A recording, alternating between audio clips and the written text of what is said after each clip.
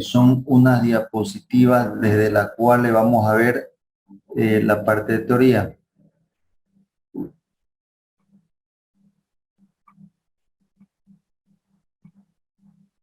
Entonces aquí le doy compartir. Tenemos en pantalla compartida lo que viene siendo nuestra unidad número 1. Como unidad número 1 tenemos una especie de repaso de lo que ya ha sido dibujo 1, que se denomina normalización. Dentro de normalización vamos a ver varios conceptos que los necesitamos para lo que es dibujo 2. Dentro de esta unidad vemos una introducción, algo de concepto de lo que son dibujos a mano alzada, formatos de láminas y hojas que vamos a utilizar, acotaciones, tipos de letras, lo que son rotulados en cuanto a dibujo técnico para las láminas y dibujos realizados a escala. Si se fijan, la mayoría de estos conceptos se rigen a lo que es norma. Por ejemplo, para el formato de lo que son láminas, se apega los formatos a lo que es la norma IRAN 4504. Acotaciones lo podemos ver en detalle en la 4513. Tema de letras, tipos de letras en la 4503.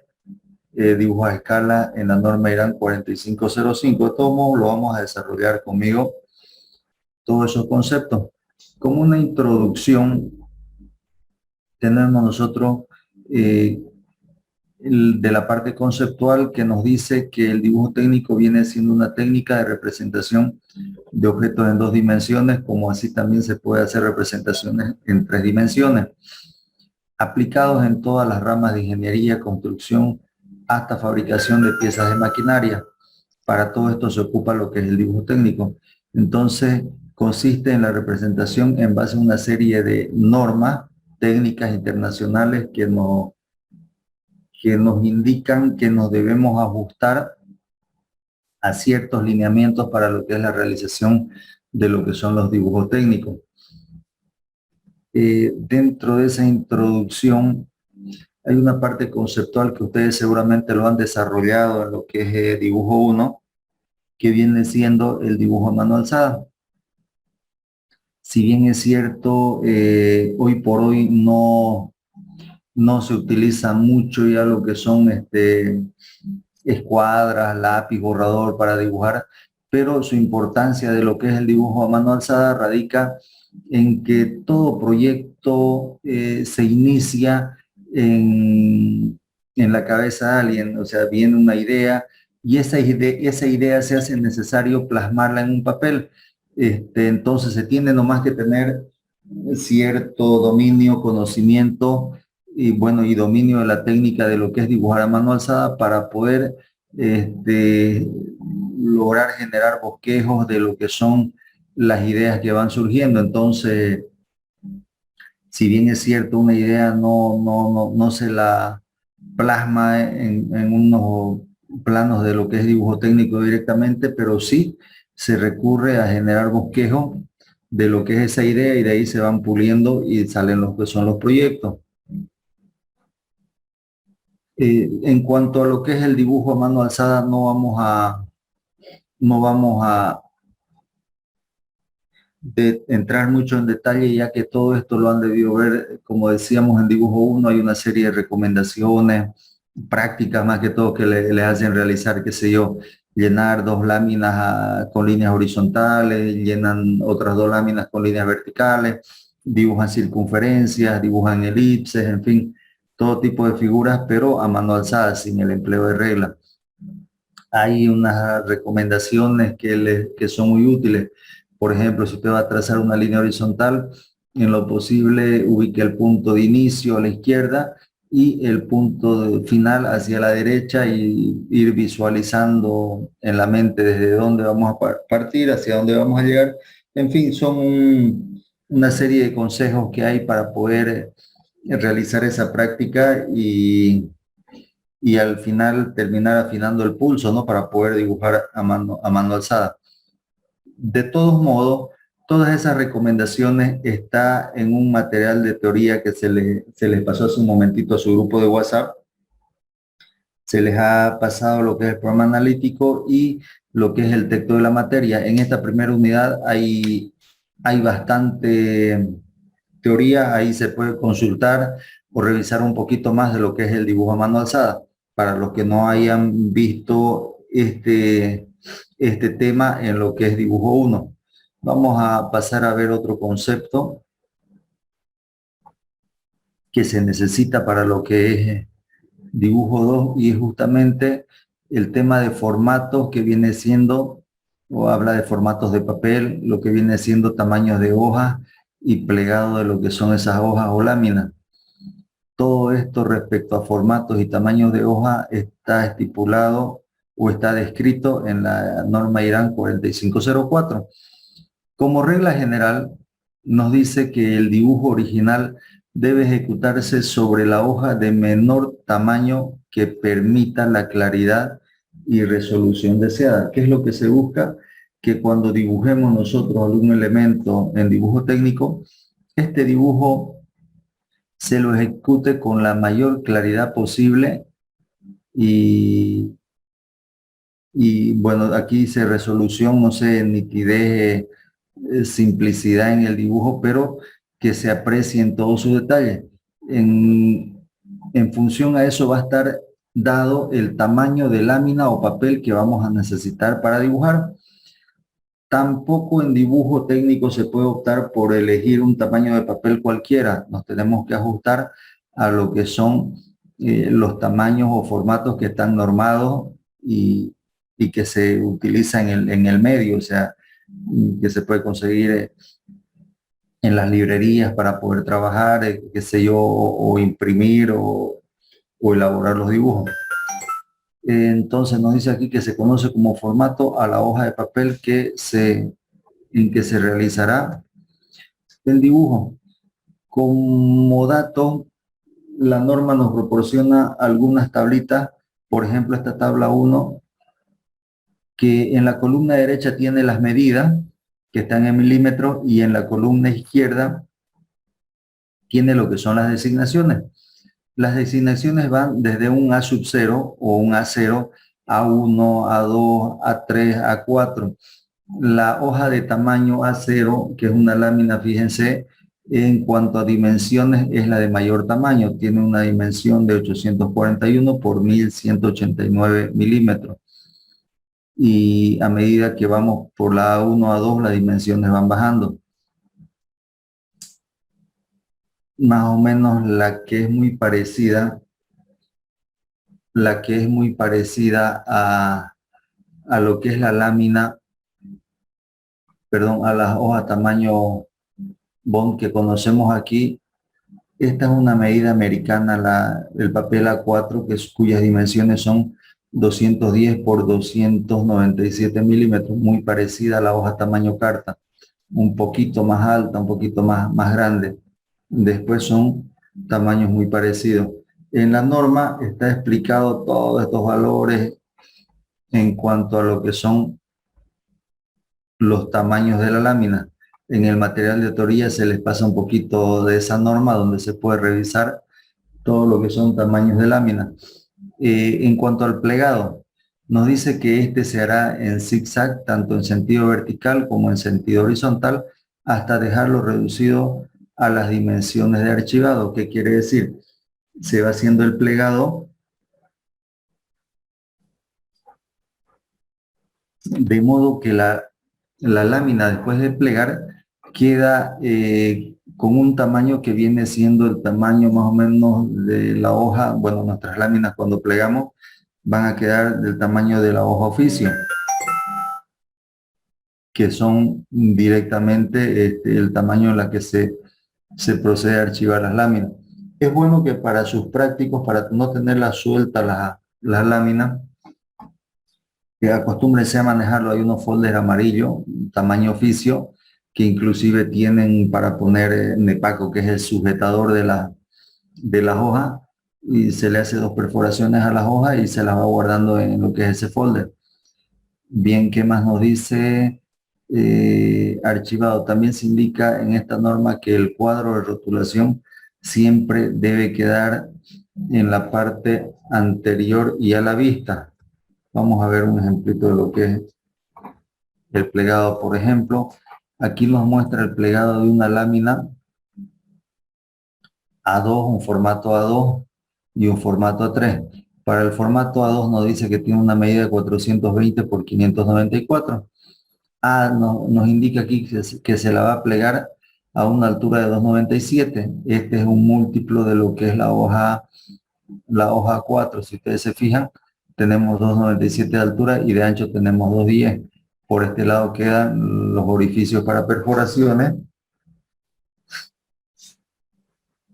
y el doblez lo hacen a partir de los 297. Viene un doblez, fíjense la figurita nos va indicando por dónde están las líneas segmentadas, se van realizando los doblez. Aquí nos indica el primer doblez, hace un segundo doblez por aquí, un tercer doblez por aquí y por este lado tiene un cuarto doblez y más o menos la lámina les va quedando en su forma terminada con estas dimensiones de 185, que es el doblez, por 297, y a ese doblez que hace le aumenta el margen de encuadernación, cosa que al final le queda terminado en 210.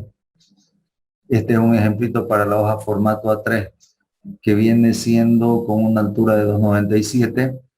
Ya no hay ese doblez en la parte superior, simplemente hace un doblez y un segundo doblez y le queda como que encuadernada. Voy a mostrar en unas imágenes, creo que tengo, cómo doblamos nuestras láminas, que son justamente las láminas doble oficio. Tenemos en esta diapositiva el plegado que realizamos a las láminas. Alguien en la anterior clase consultaba, yo no vi las láminas en dibujo 1, cuál es, o sea, quería una idea de cuál es la lámina a la que hacemos referencia. La lámina que vamos a utilizar es esta. Esta es la lámina que se va a utilizar. Por este lado tiene el espacio para hacer la encuadernación o las perforaciones. Viene con este margen prediseñado. Viene con este margen ya la lámina que ustedes van a comprar. Busquen la lámina que tiene este margen y tiene este cuadro de rotulación. Aquí van a ir los datos. Aquí se elabora el dibujo de lo que va a ser la materia y aquí van a ir los datos. ¿Cómo se realiza el doblez? El primer doblez va por esta ubicación. El primer doblez va a pasar justo por esta orilla del cuadro de rotulación. ¿Y qué es lo que se hace desde este punto? Desde este punto se trae el doblez hasta hacer un doblez aquí, pero esta parte viene y entrega justo en esta línea. Fíjense, voy a marcar aquí y voy a hacer con otro color en la ubicación a donde llega el doblez, vale decir, esta línea verde, esta línea en color verde, se trae hasta esta ubicación, este doblez, el primer doblez que se está haciendo, se trae justo hasta la línea del margen. Se trae justo a la línea del margen y automáticamente les va a quedar este doblez que está aquí. Automáticamente les va a generar este doblez. Entonces, el margen de encuadernación más esta medida que tienen desde aquí hasta el final les va a coincidir con el tamaño, o sea, vamos a terminar visualizando el tamaño de una hoja oficio, donde en esta parte tiene un espacio para lo que es el rotulado, llenar los datos de lo que es la lámina. No sé si se comprende lo que es la partecita del plegado de la lámina. Por favor, si gustan, pueden abrir sus micrófonos y conversamos un poquito si es que hay dudas hasta ahí. Está claro, Inge.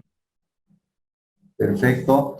Vamos continuando. Entonces, además creo que esto en la materia de dibujo uno sí o sí lo han tenido que ver, ¿no? Lo han tenido que desarrollar porque la gran mayoría ha manejado láminas para poder practicar la materia.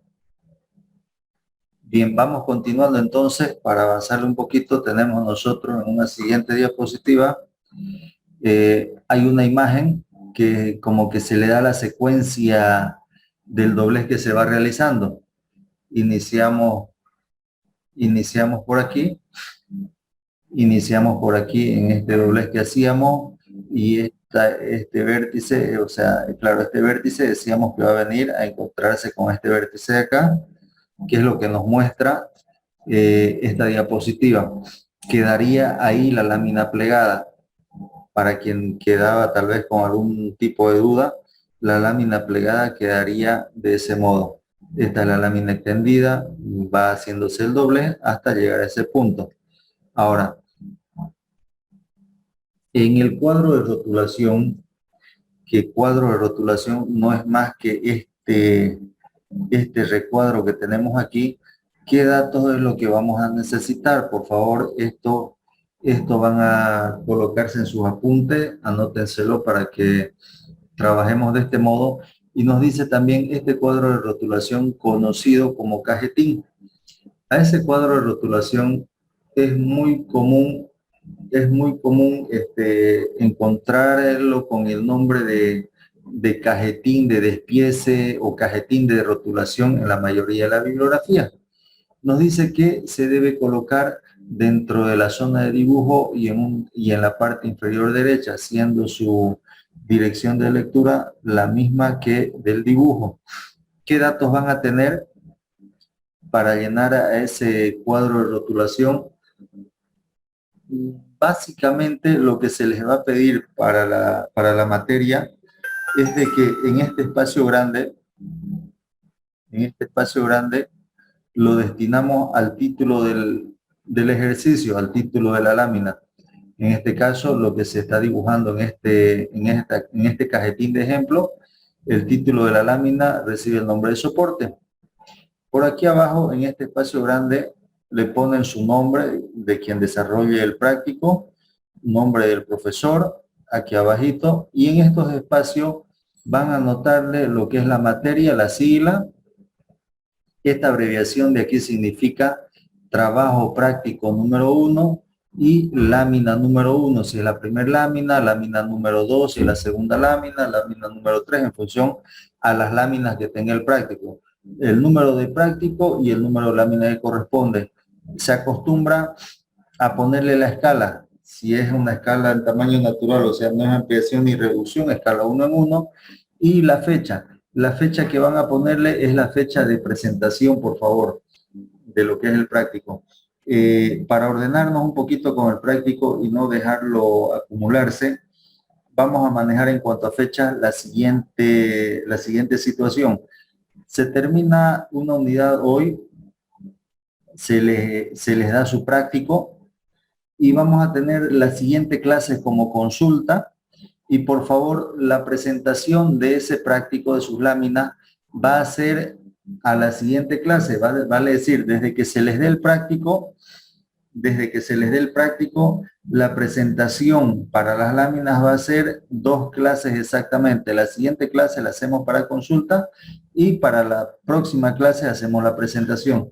Los prácticos los desarrollan en las láminas que utilizan, le sacan una fotografía, a esa fotografía lo convierten en un archivo en PDF y ese archivo que esté en PDF nos los envían a través de la plataforma. Yo creo que lo vamos a hacer los prácticos. Ya se les va a estar indicando detalles de cómo hacer los envíos, pero vamos a utilizar lo que es la plataforma de la universidad donde está su aula virtual de la materia. No sé si hay dudas con lo que es el cajetín, por favor. Nos comentan si hubiese duda.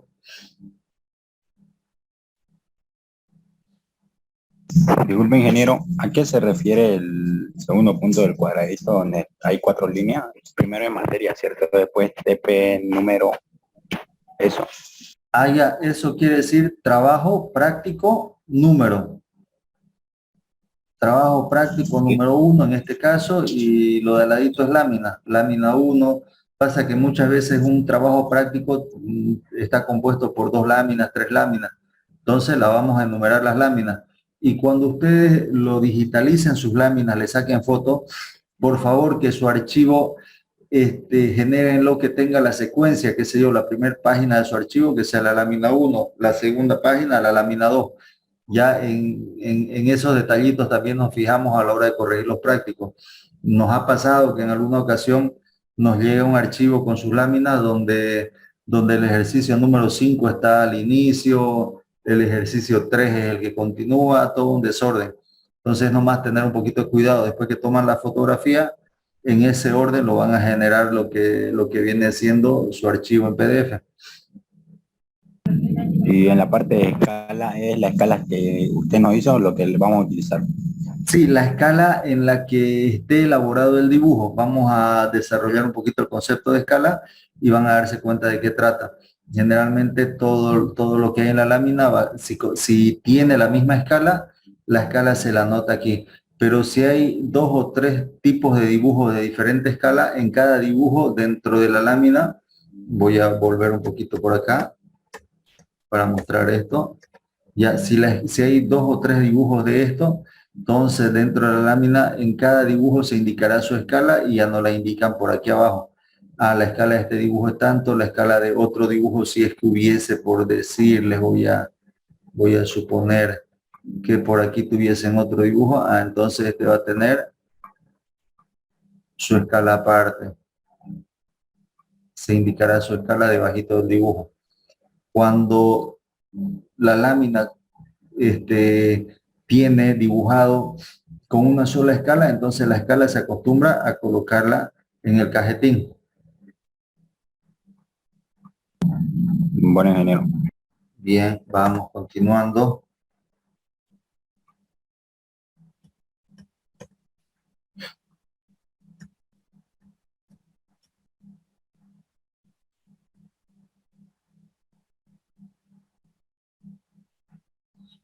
Tenemos otro concepto que ustedes lo han debido desarrollar que se llama tipos de líneas y espesores.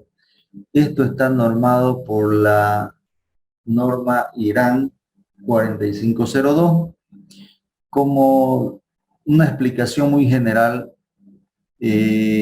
nos dice la norma que las cataloga como un tipo de línea A, que viene siendo una línea llena de trazo grueso, que se lo utiliza para representar contornos vistos y lo que son aristas vistas de objetos. Y hay un trazo de línea que es tipo B, que también es línea llena, pero de trazo fino. Este tipo de línea más fino se lo utiliza para lo que son líneas ficticias de vista, líneas de cota para realizar acotación, líneas de proyección, líneas de referencia. En realidad todo tipo de trazo que no es principal. Después tenemos una clasificación de líneas C, D, E, F. La E y la F son líneas segmentadas, trazo grueso y trazo fino. Hay un tipo de línea G que es trazo y punto, que generalmente se lo utiliza para representar lo que son ejes de simetría. Tenemos por aquí la línea D, que no es otra cosa que cortes parciales o interrupciones parciales que se pueden hacer. Todo esto igual está en ese material que se les va a pasar para que puedan consultar y reforzar un poquito. Son conceptos que ya se han visto. Generalmente cuando nosotros vamos dibujando en las láminas, ustedes van trabajando con lápiz, lo que son los contornos visibles o los contornos del objeto, se acostumbra a presionar un poquito más para hacer el trazo más grueso, porque son líneas principales, y las líneas secundarias, que son de trazo más ligero, más delgado, se logra haciendo un poquito menos de presión en el lápiz directamente, para darle esa sensación de que son unas líneas ligeramente más delgadas. Algunos ejemplos que nos muestra la aplicación de los diferentes tipos de líneas o tipos de trazo. Por aquí nos hace referencia a lo que es el contorno. que viene siendo línea continua gruesa, línea continua fina para realizar las acotaciones, líneas de trazo y punto para mostrar eje de simetría. Por si acaso, esta línea vertical que estoy resaltando viene siendo una línea de trazo y punto. Tenemos, si se fijan, trazos largos y punto, que esto casi siempre se lo utiliza para representar lo que es el eje de simetría. Con esto representamos generalmente lo que es el eje de simetría. Por aquí también podemos ver un poquito lo que es el eje de simetría, por este lado también. Las líneas segmentadas las utilizamos para dibujar o representar contornos que no son visibles, partes ocultas de la pieza. Todos esos detallitos seguramente los hemos desarrollado en lo que ha sido dibujo 1, los hemos tenido que ver, pero todos modos igual lo mencionamos. En cuanto a lo que son acotaciones, que va muy ligado a lo que son dibujos a escala, están regidos por lo que es la norma IRAN 4513 y nos dice básicamente lo siguiente: para que un dibujo se lo considere completo, se tiene que cumplir dos condiciones. Primera condición es que el dibujo cuente con todas sus vistas necesarias para lo que es la representación o definición del objeto. Y la segunda condición es de que cuente con todas sus dimensiones, vale decir que los dibujos después de realizados se tienen que necesariamente acotar, que es la información de sus dimensiones y su tamaño. Y obviamente la acotación que se realiza para cada parte del objeto, ya sea si las vistas se dibujan a tamaño natural o a escala. Esta partecita, por favor, anótensela en sus apuntes y resáltenlo, que es una de las reglas básicas de lo que es dibujo a escala. Nos dice, ya sea si las vistas se dibujan a tamaño natural o a escala, y ahí entre comillas le ponen, las dimensiones deben ser las reales del objeto. Vale decir que lo que se anota en el papel, en el dibujo, en su lámina, lo que se anota es la dimensión real de la pieza o objeto que estamos dibujando. Vale decir, si voy a dibujar un objeto grande para que entre en una hoja de cuaderno o en una lámina, yo tengo que aplicar el concepto de escala y realizarle una reducción. Tengo que reducir su tamaño para que pueda entrar en el papel. Y viceversa, si tengo una pieza muy pequeña, una pieza de reloj muy pequeña, y para poder apreciar a la visual detalles de su estructura de la pieza, lo que tengo que hacer es ampliación. Y para todo eso, lo que me va a ayudar es la escala. Dibujo más grande si es ampliación o dibujo más chico si es reducción, pero lo que anoto en el dibujo siempre va a ser la información o la dimensión real del objeto. Esa partecita, por favor, anótensela en sus apuntes, que les va a servir como consulta.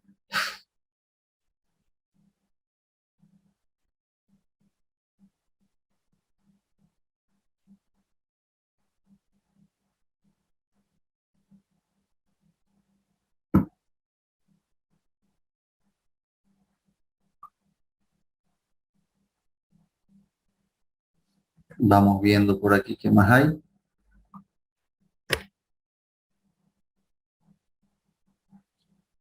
Tenemos aquí un listadito de los elementos que se emplean en la acotación o las partes que componen la acotación. Lo principal viene siendo una línea de cota, línea de acotación, que no es más que la línea sobre la cual se va a escribir el valor de la cota o la cifra de cota. Sobre esta línea se va a escribir el valor de la cota. Fíjense, el trazo de esta línea es mucho más delgada que el trazo de la línea de contorno. Se percibe la diferencia. Este es un trazo grueso del contorno, pero para esta línea de acotación son líneas auxiliares, tienen un trazo más fino. Después, ¿qué más tenemos? otro elemento viene siendo la cota en sí o el valor de la cota o la cifra de cota que va anotado generalmente sobre la línea de cotación. Tanto en el inicio como en el final tenemos extremidad o líneas de referencia. También se las conoce como línea de extensión. Estas líneas salen como referencia desde algún contorno de la pieza, mas no hacen contacto, tienen una separación de un par de milímetros, que la línea de referencia no junta, no toca a lo que es el contorno del objeto. Son líneas de referencia trazo fino.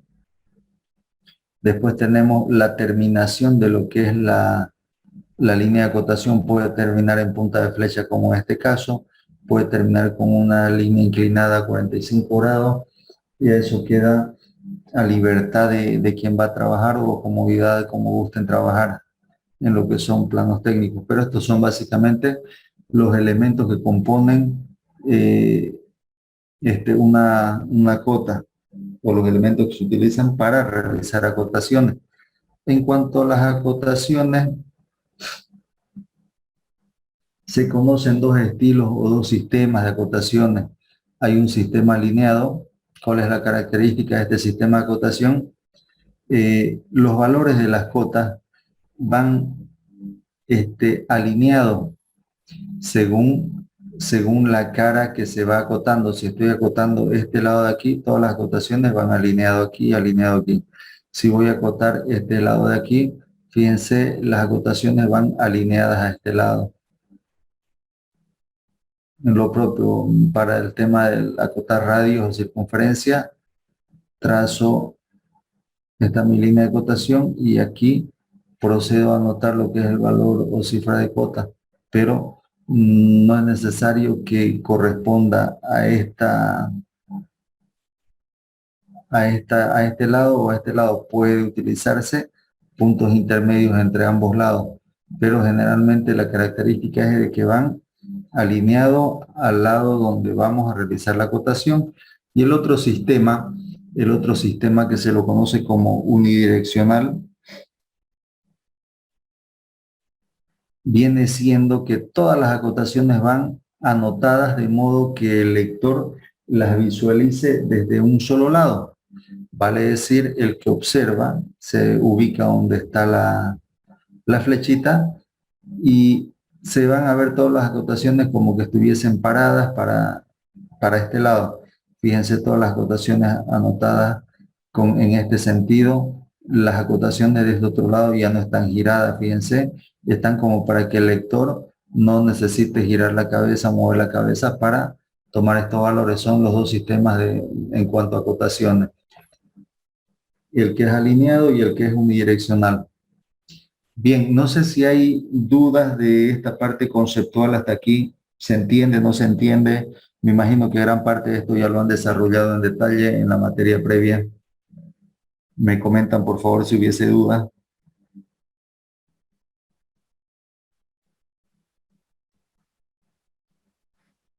¿Qué dicen, jóvenes? ¿Se entienden?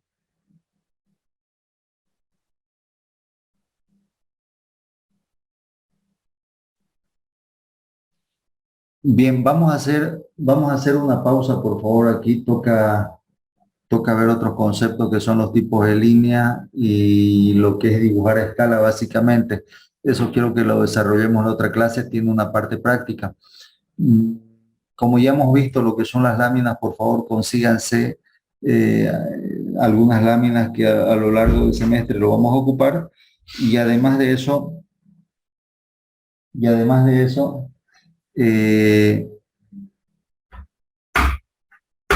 se les va a ir pasando, yo creo que hasta la siguiente clase o la siguiente semana voy a ir acomodando lo que va a ser su práctico 1 para que ya lo tengan ustedes a disposición y vayan trabajando justamente sobre ese práctico. Bien, no sé si hay alguna duda de lo que hemos visto hasta aquí, por favor me comentan y vamos quedando aquí por hoy. Por favor voy a pedirle que nos estaríamos viendo la siguiente clase. Claro, ingeniero. Perfecto, entonces, perdón, ¿lo escuchaba?